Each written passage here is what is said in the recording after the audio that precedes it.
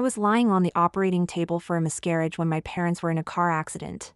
I had lost my second child with Anthony Jenson. At my parents' funeral, I called Anthony again and again, until his childhood sweetheart Nicole Gray answered, her tone impatient. Anthony's gone to wash strawberries for me. What do you want? Holding the urn, my expression blank, I replied. Nothing. Just tell Anthony when you've finished your strawberries that I agree to the divorce. Ding! This novel reminds you to click the subscribe button in the bottom right corner to read the complete novel.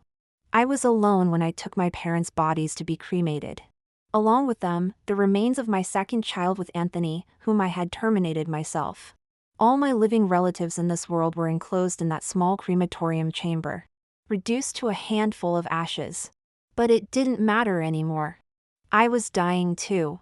My parents were kind people in life, and many relatives and friends attended their funeral. The only person missing, who should have been there, was my husband Anthony.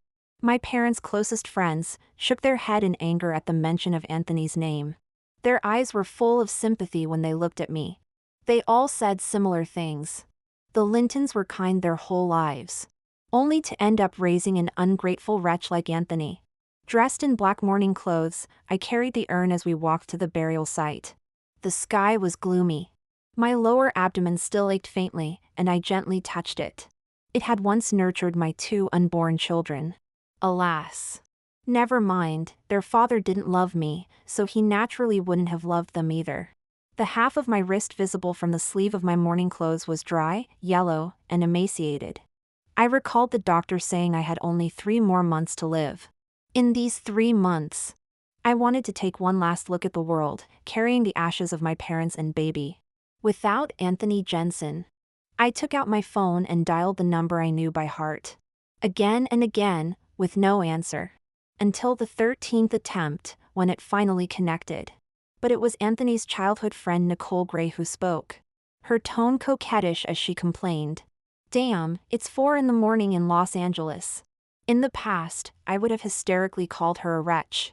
But now my heart felt nothing, and I calmly said, I need to speak to Anthony. Nicole snorted coldly, clearly annoyed. He's washing strawberries for me. What do you want? Before I could answer, she sneered. Aren't you being a bit too clingy? We just finished a big meeting, Anthony and I are both exhausted.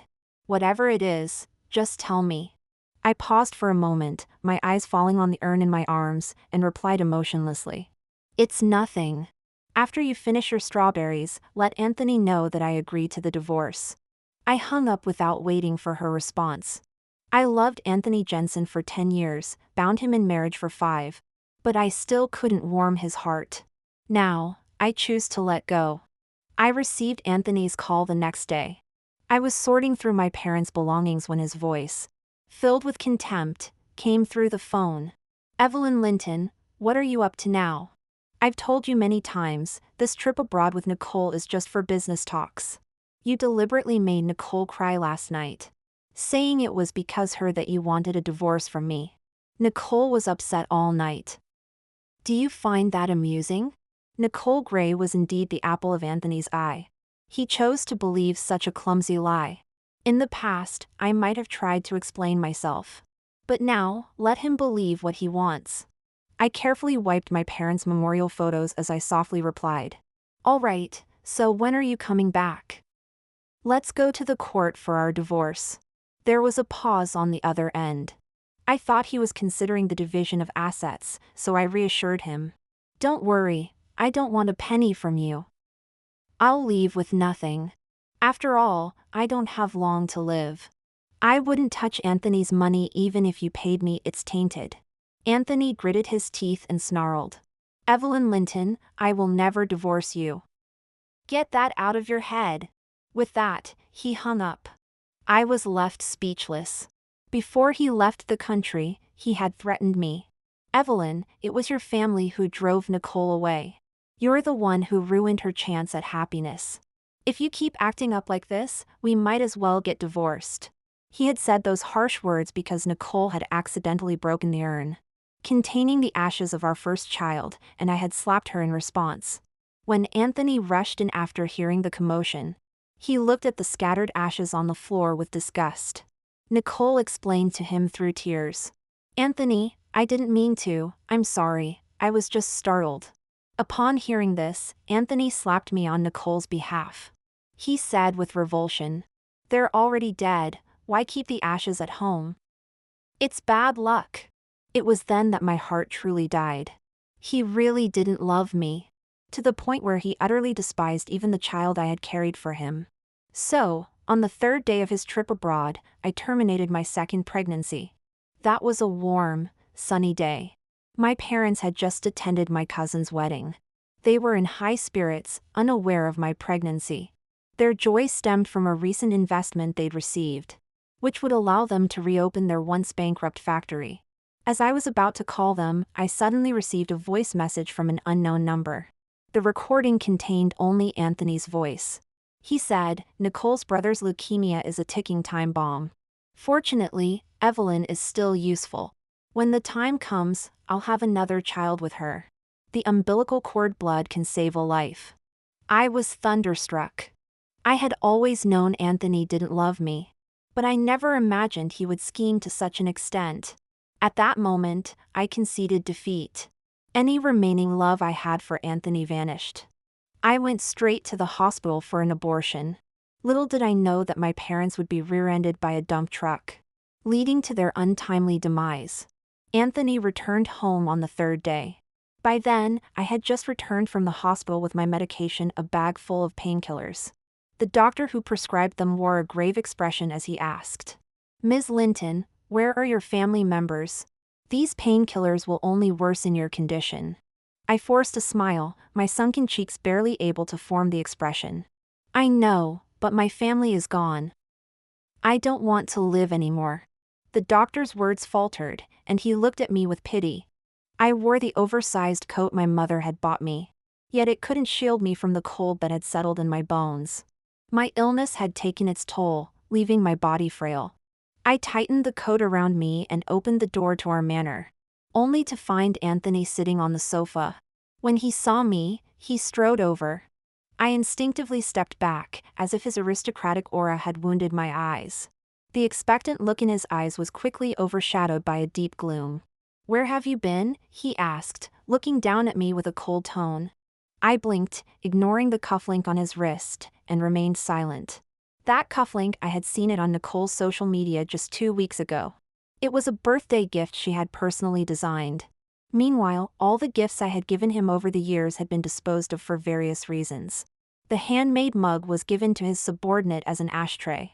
The coat I had waited 6 months for was later used as a bed for Nicole's dog. Even the ultrasound image of our first child, which I had carefully planned for, was carelessly torn up. For 10 years, I had been desperately chasing after Anthony, caring for him, cherishing him, loving him. Now, I was exhausted. Why were you at the hospital? You look awful. Do you have a fever? He frowned, reaching out to feel my forehead, but I dodged him. No need to trouble yourself, Mr. Jenson.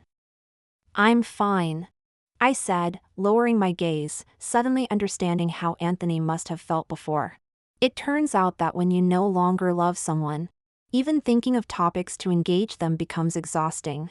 It's still early. We can make it to the court in time, I said as I went upstairs to the master bedroom to put away the medicine and retrieve our identification documents. When I came back downstairs, I was met with Anthony's shocked expression. I asked him, didn't you want a divorce? I agree. Let's go. Anthony's face turned deathly pale in an instant.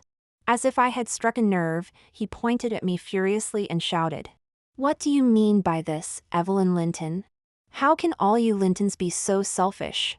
Your parents saw my potential, and just because your family sponsored me for a few years, they forced me to marry you. They even used their influence to make Nicole study abroad at such a young age. Now that I've made a name for myself, your whole family is still insatiable, wanting to take the money I've earned through divorce so you can run off with your lover? After his outburst, he looked like an enraged lion, his face contorted with anger. I couldn't help but laugh, and I did laugh out loud. The movement in my abdomen caused my sore muscles to ache all over. and I laughed until tears streamed down my face. So, my parents, these lifelong philanthropists, were wrong to sponsor Anthony, an orphaned exceptional student? I was wrong to have a crush on Anthony for 10 years and beg my parents to secretly give projects to his startup? My mother was wrong to think that Nicole's artistic talent was more suited for a prestigious school abroad and sponsor her studies? LOL, yes, I was wrong. I laughed until my chest hurt and I could taste blood in my mouth. I've made a terrible mistake with my life. Anthony seemed frightened by my hysteria. He glared at me coldly and spoke through gritted teeth. Tell me, was it your greedy parents' idea again? Tell them to come and talk to me themselves. I closed my eyes, letting the tears fall from my eyelids. Remembering my parents' bloodied bodies from the car accident, all I felt was regret. At that moment, there was a knock at the door. It was our neighbors, an older couple. They were good friends of my parents but had long since settled abroad. Upon hearing the news of my parents' passing, they had rushed back. The neighbor's wife, her eyes red and swollen from crying, hugged me trembling. I'm so sorry, Evelyn. We came as soon as we could. The husband wiped his tears and choked out. The Lintons never did a bad thing in their lives. How could they be gone so suddenly? The grief and regret in their voices seemed genuine. Seconds later, Anthony's disbelieving voice rang out. Who did you say passed away? I looked at Anthony with red eyes and a cold smile. You hate my parents so much, shouldn't you be happy they're gone? Anthony opened his mouth but couldn't utter a word. The neighbor didn't recognize Anthony. She seemed to remember something and asked me, You're not with that boy your family sponsored back then? Oh dear, when your father's factory was struggling, he borrowed £30,000 from me to pay for that lad's tuition. He said the boy was talented and would surely achieve great things in the future. Bang! It was the sound of Anthony bumping into furniture. His face turned pale, as if he couldn't believe what he was hearing.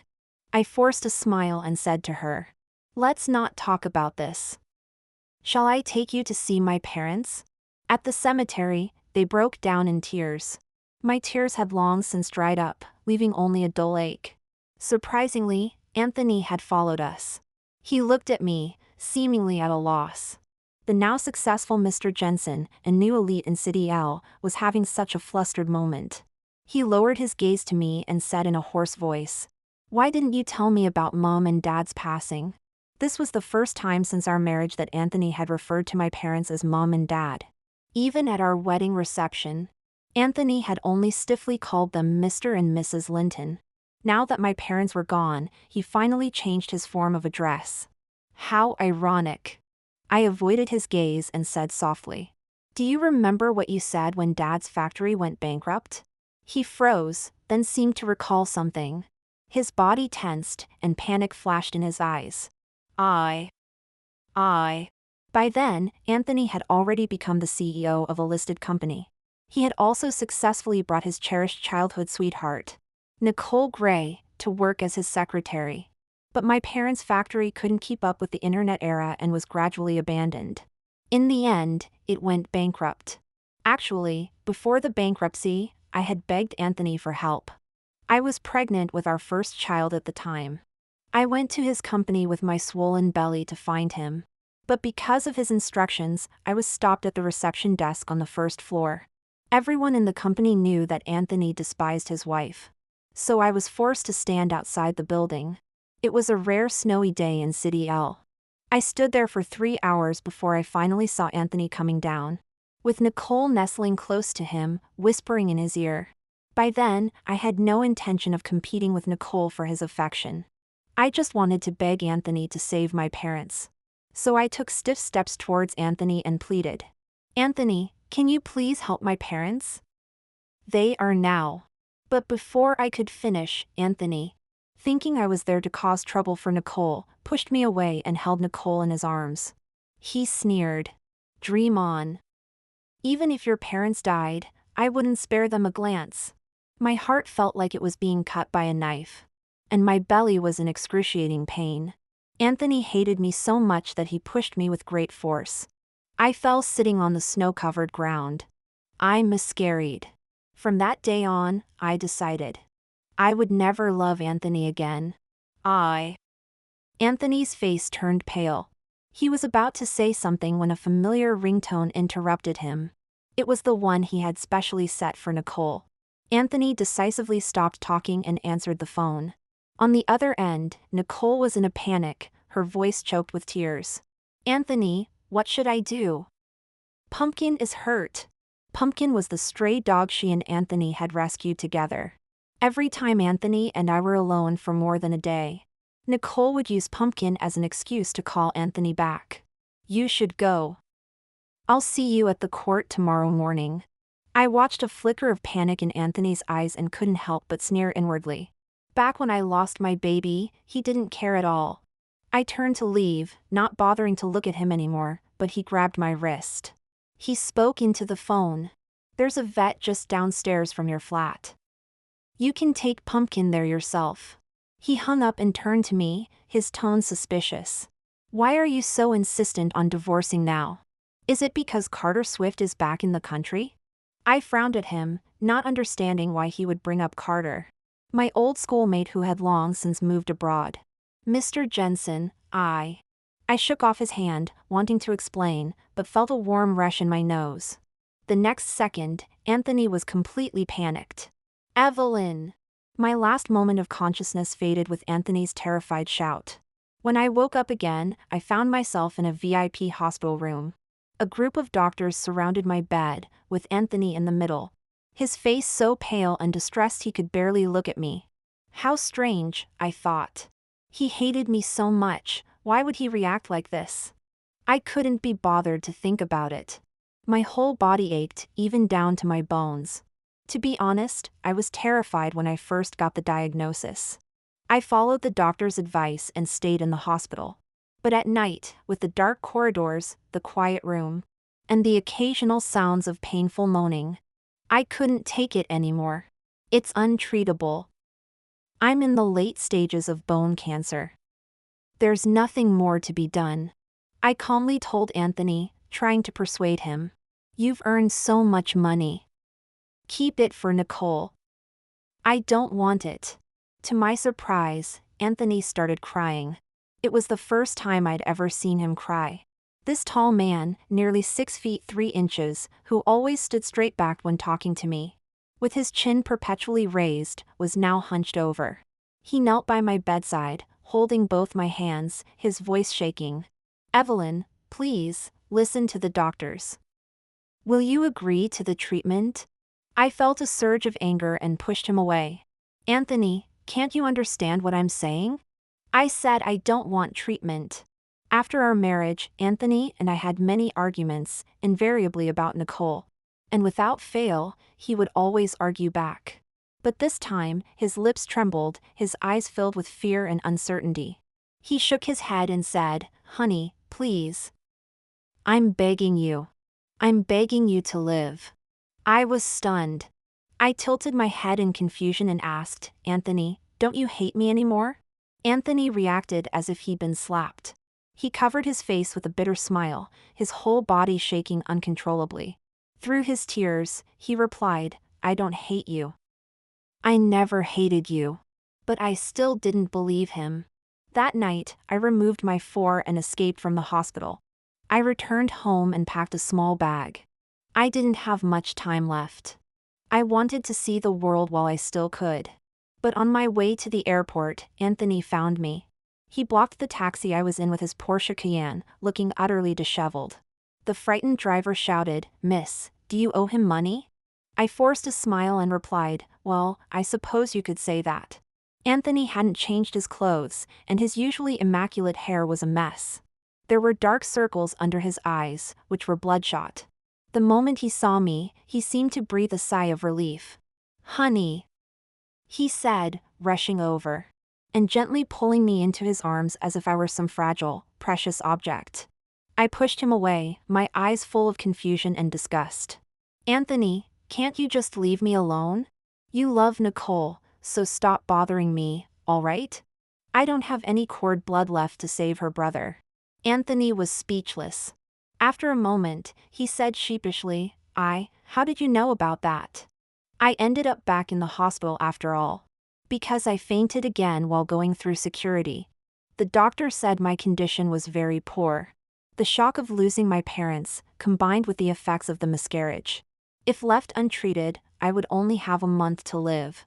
Anthony was stunned. In just 2 days, he seemed to have lost several stone.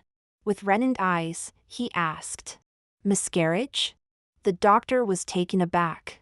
"Yes, tests show that Ms. Linton miscarried a 3-month-old embryo." Anthony suddenly looked at me, remembering. It was on his birthday. Also the anniversary of his parents' death. I had already been planning to divorce him then, so I didn't prepare the usual birthday gifts and wishes. Instead, I had dinner with a lawyer friend I'd known for years, asking him to help draft the papers. But Anthony came home drunk late that night. He forcefully made love to me. Truth is, I was willing too, because it had been so long since he'd shown me any tenderness. For a moment I was dazed, unable to resist sinking into that illusion of warmth. 3 weeks after that day, I discovered I was pregnant. But I also noticed I had started getting nosebleeds from time to time. We once had a child?" Anthony whispered, his lips dry and chapped as if he'd forgotten to drink. He looked at me, his eyes brimming with such intense sorrow it threatened to overflow. "Honey, why didn't you tell me about this?" I remained silent. Then, meeting his desperate gaze, I shook my head and said, "You killed our first child with your own hands. Don't you remember?" Anthony looked as if he was about to shatter into pieces. He suddenly stood up, his eyes filled with terror. "It's impossible," he said. That child was clearly. I looked at him, blinking slowly. He suddenly came to his senses, rushed over to me, carefully avoiding my foreline, and gently embraced me. He murmured, "Never mind, let's not think about it. Honey, you focus on getting better. We'll have children in the future." I turned away from him and lay down to sleep. His belated affection was worth less than grass. I no longer cared. The days of chemotherapy were monotonous. Fortunately, my periods of consciousness were becoming shorter and shorter. Anthony had booked a VIP private room for me. Every day, there were flowers by my bedside, yellow roses, my favorite. Anthony seemed to have resigned from his job, as he was constantly by my hospital bed. In my hazy state, I thought I heard his subordinates reporting some work to him. In those years, Madam indeed never had any intimate contact with Mr. Swift. Moreover, Mr. Swift seems to prefer men. I turned over in pain, my consciousness sinking into a stupor. Of course Carter liked men. In year 11, he had even planned to give Anthony a love letter, but I beat him up for it. The days passed in a blur. The time I could stay awake could be measured in hours. I was getting thinner, my hair falling out in clumps. Even the nurse who gave me injections couldn't help but tear up at the sight of me. But I didn't care. Soon I would see Dad, Mom, and my baby. I was happy about that. However, Nicole seemed very unhappy. That day, I had just woken up and finished sipping the warm water brought by the nurse. Suddenly, the hospital room door was pushed open. Nicole stumbled in, drunk. Compared to her usually polished appearance, she now looked disheveled and miserable, with a scar on her face. She looked at me with a grimace, her tone more venomous and hateful than ever before. "Evelyn Linton, why aren't you dead yet? That's what you get for stealing my man. This is your comeuppance. Anthony and I were childhood sweethearts. Why did you have to interfere? Even with your family's influence, you weren't happy in those years you were married to Anthony." I looked at her quietly, then softly asked, "What about you? You got Anthony's love, so why have you ended up like this?" Nicole went mad with rage and lunged at me to hit me. I didn't have the strength to resist. But before she could touch me, Anthony arrived and slapped her to the ground. "Who gave you permission to bother my wife?" Anthony glared at Nicole, his tone menacing in a way I'd never heard before. When Nicole saw Anthony, she trembled in fear, begging repeatedly, "Anthony, I'm sorry." She cried and tried to cling to Anthony's leg, looking utterly pitiful, but he kicked her away. He said coldly, "I've already helped cure your brother. I don't owe you anything." On the contrary, you've been spouting nonsense in front of my wife, accusing her of having an affair. We haven't settled that score yet." Nicole's face truly drained of color now. She shook all over, instinctively looking to me, still hoping I might intercede for her. I found it annoying and covered my head with the blanket, saying flatly, "It's too noisy." The next moment, Nicole was taken away by Anthony. As for Nicole's fate after that, well, I stopped caring. I only know that people Anthony comes to hate never meet a good end. My parents and I are the best examples of that. Anthony's visits became more frequent, until he was practically living in my hospital room. I could no longer get out of bed or walk, and I was barely conscious most days. I sank into deep dreams, where I returned to my teenage years. That's when I first met Anthony, a young lad in an ill-fitting old jacket, standing on the windowsill of the orphanage, diligently cleaning. Sunlight streamed through his brows and eyes, accentuating his handsome features. That's when I fell for him. It was also then that I persuaded my parents to sponsor him. They even helped transfer him to our class. From then on, looking after him, protecting him. In my dreams, I kept telling myself, don't talk to Anthony." I was sweating profusely with anxiety, but my dream self paid no heed, still following Anthony around with unbridled joy, like a little shadow. Actually, Anthony wasn't always annoyed with me before. At first, he would smile at me too. It's just later. Never mind. It's all in the past. But now, Anthony seems to regret it. He stays by my hospital bed every day, crying. I don't quite understand. But I find him rather noisy. He keeps talking. But what is he saying? I can't hear clearly anymore. My consciousness slowly leaves my body. Goodbye, world. Anthony was approaching his 28th birthday. And for the first time in his life, he felt consumed by regret. If only he had been more rational, more intelligent. Would things have turned out differently? Why did he believe Nicole's lies? Why did he blame the innocent Evelyn without verifying the facts? Anthony stared at Evelyn's small, frail body lying in the hospital bed. His heart was filled with endless remorse. If only he hadn't been so cold-hearted and selfish. He and Evelyn could have had 2 lovely children and a happy marriage. It was all his fault. He shouldn't have let his pride get in the way, believing that Evelyn's parents only supported him because of his potential. The truth was, he had always liked Evelyn. That little girl with a ponytail who appeared at the orphanage. Her fair skin and long eyelashes had captivated him from the start. Later, when her parents offered to sponsor him, he was overjoyed. Especially when he learned he would be transferring to Evelyn's school. He excitedly prepared his cleanest outfit, washing it over and over, ready to wear on his first day. But when he arrived at the classroom, he saw a handsome boy sitting next to Evelyn. The boy seemed very close to her.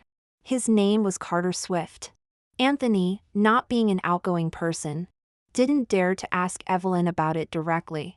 He could only keep his feelings to himself. Later, he heard from Nicole that Evelyn had always liked Carter. Anthony felt as if his world had shattered. But Evelyn was always so kind to him, always sticking close by his side. So while he was happy, he constantly reminded himself not to get too attached. After all, Evelyn came from a different social background. Anthony never imagined that years later, Evelyn would confess her feelings to him at university. But Nicole told him it was only because Carter had gone abroad to study. Anthony became upset again. He didn't want to be a backup plan. But he really did like Evelyn. Until after university graduation, when an unexpected incident occurred. Anthony and the girl he had been pining for became intimate. Evelyn fell pregnant, and Anthony proposed marriage, taking responsibility. Just when he thought everything was looking up, Nicole suddenly approached him. She suggested he get a paternity test, claiming that Evelyn had actually gone to see Carter that night. So Anthony tricked Evelyn into going for a prenatal checkup, arranging for a doctor he knew to perform a paternity test as well. The results showed that Anthony was not the biological father of the child Evelyn was carrying. At that moment, Anthony's world crumbled. He began to immerse himself in work to numb the pain. It was then that Nicole tearfully confessed that she had been forced to go abroad by the Linton family. With old grudges and new resentments intertwined, Anthony decided to take revenge on the Lintons. First, he deliberately blocked their supply chain.